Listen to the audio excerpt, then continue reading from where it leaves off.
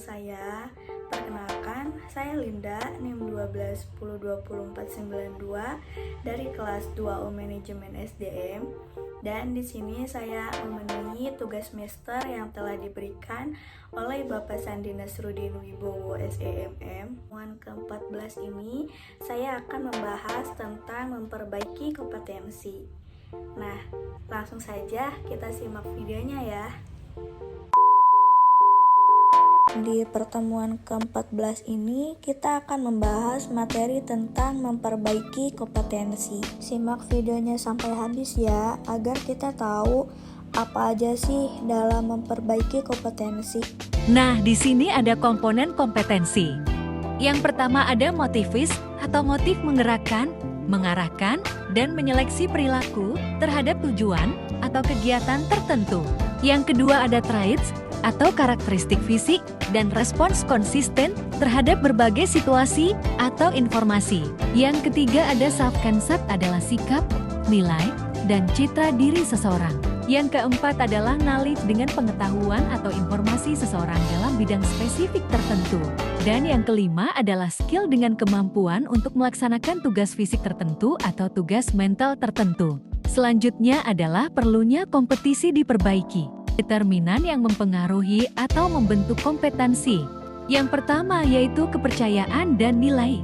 Kepercayaan dan nilai seseorang terhadap sesuatu sangat berpengaruh terhadap sikap dan perilaku seseorang. Dan yang kedua ada keahlian atau keterampilan. Aspek keahlian atau keterampilan ini memegang peran penting dalam membentuk kompetensi. Yang ketiga adalah pengalaman.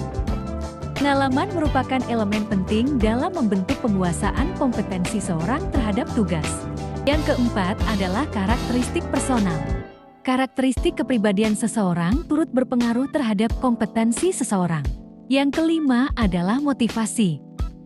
Motivasi seseorang terhadap suatu pekerjaan atau aktivitas akan berpengaruh terhadap hasil yang dicapai. Yang keenam adalah isu emosional. Hambatan dan blok emosional sering membatasi penguasaan kompetensi. Dan yang ketujuh adalah kapasitas intelektual. Kapasitas intelektual seseorang akan berpengaruh terhadap penguasaan kompetensi. Selanjutnya ada tingkat perbaikan kompetensi dan dibagi menjadi 3 bagian yaitu. Yang pertama yaitu mudah diperbaiki. Untuk mengembangkan orang lain, efisiensi produksi, kerja tim, keahlian teknis, orientasi pelayanan, dan mengelola kinerja. Yang kedua yaitu agak sulit diperbaiki. Karena orientasi hasil, kualitas keputusan, pengaruh, penyelesaian konflik, pemikiran analisis kecerdasan organisasional. Dan yang ketiga yaitu sulit diperbaiki. Inisiatif, inovasi, integritas dan kejujuran, pengelolaan, kekanan kejiwaan, pemikiran konseptualis dan fleksibilitas. Selanjutnya perbedaan kompetensi dan konsep lain. Kompetensi yaitu merujuk pada pendekatan perilaku. Perilaku tertentu dijadikan parameter untuk mampu melaksanakan pekerjaan secara efektif, berhasil, dan unggul atau superior. Komponen kompetensi menurut Boyatzis tahun 1982 adalah komponen kompetensi terdiri dari dorongan, sifat, citra diri, peran sosial, dan kemampuan. Pemahaman kompetensi.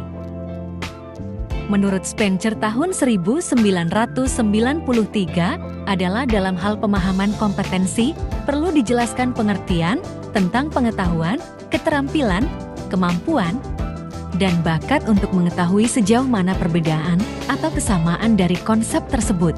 Pengetahuan seseorang menurut Dale pada tahun 2003 adalah pengetahuan yang dimiliki seseorang bisa dikategorikan ke dalam 2 jenis yaitu pengetahuan yang disadari dan pengetahuan yang tidak dapat disadari.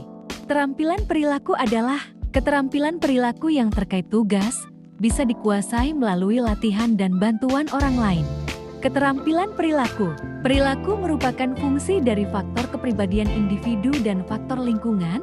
Sikap dibentuk dari kombinasi pengalaman, kondisi sosial atau lingkungan dan kepribadian.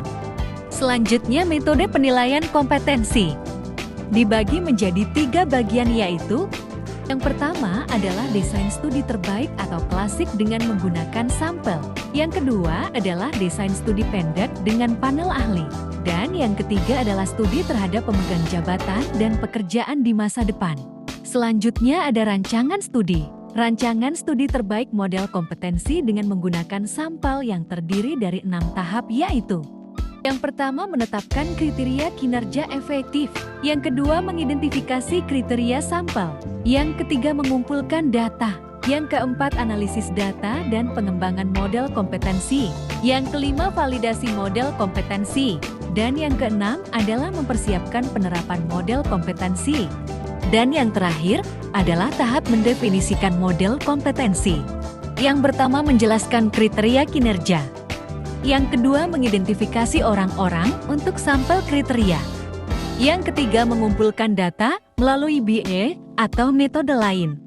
Yang keempat, menganalisis data dan mengidentifikasikan kompetensi.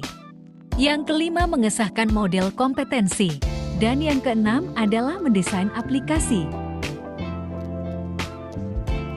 Nah, itu saja pemaparan dari saya. Selebihnya mohon maaf. Wassalamualaikum warahmatullahi wabarakatuh. See you.